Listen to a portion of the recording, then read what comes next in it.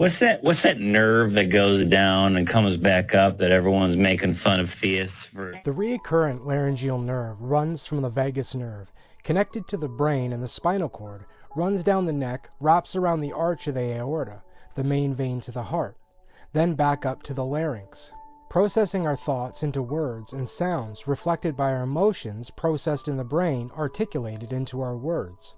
The recurrent laryngeal nerve, evolutionary biologists point to this as evidence for evolution. Atheists point to this as evidence against God, claiming it's a poor design. Yet none of them have thought this out critically or made an attempt to explain it from their own belief systems. These are the same groups that suggest every trait that an organism has was selected specifically for the survival of that organism's genes. That's the point of evolution, purely survival of the gene pool, nothing more. Yet damage to the laryngeal nerve causes loss of voice, difficulty breathing, and often death. And the neck being the most vulnerable spot on the human body, this would be evolution's biggest misstep.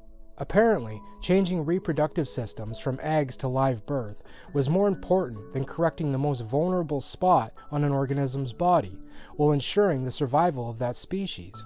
Because evolution knew that snakes like eggs. The recurrent laryngeal nerve goes from the brain, wraps around the aorta, the main vein to the heart. So in conclusion, the nerve that processes our thoughts into speech wraps around our heart first. And they claim this is a useless evolutionary trait, because it is. However, this makes perfect sense from a biblical point of view. The emotions we experience, then wish to express vocally, travels to our heart, which then processes the emotions that we wish to articulate through our body, utilizing vibrations and electrical signals. When you articulate kind emotions into words, our body processes these feelings differently than if we have expressed hateful emotions into words. Cries or laughter is the same idea. All of us can attest to these feelings, as we've all experienced emotions that seem to travel through our body, often in our heart, hence the word heartache, due to the emotions that we articulate to any particular experience. Heartache itself has been known to actually cause death and things like heart disease. So yes, from an evolutionary standpoint, this is a ridiculous design that leaves us vulnerable to losing our genetics and our lives altogether. But from a biblical perspective, this makes perfect sense. It's exactly what we should expect to see from the perspective of our Creator, which has attached emotional meaning and internal reactions to every sound that we articulate and emotions that we experience interacting between the brain and the heart. Negative mind frames are generally reflected in one's verbal expressions. Heart disease and heart attacks have been associated with negative mental states, so our verbal cues are passing by our heart on the way to our mouth, and it's rooted in our biology, much more than we currently understand. Not only is this a ridiculous trait from an evolutionary standpoint, but this is supported biblically, long before they understood human anatomy to the degree that we currently understand.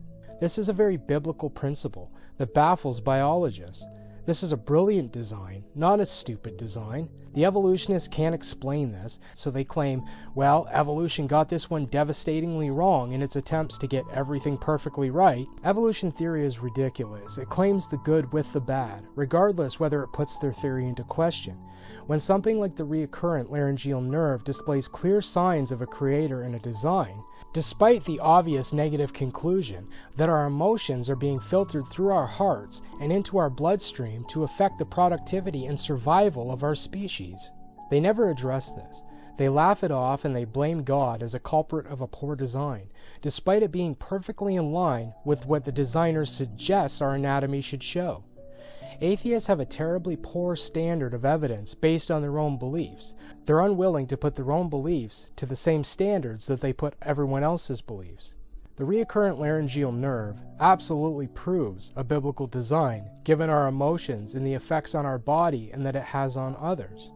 The laryngeal nerve is a perfect example of a design, rather than we just randomly produce this someday for the productivity of our species, leaving our necks completely vulnerable. Without speech, we would have never gotten to the point we got to.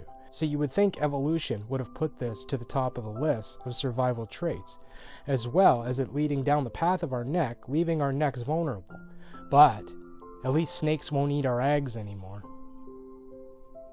Hear and understand. Not that which goeth into the mouth defileth a man, but that which cometh out of the mouth, this defileth a man.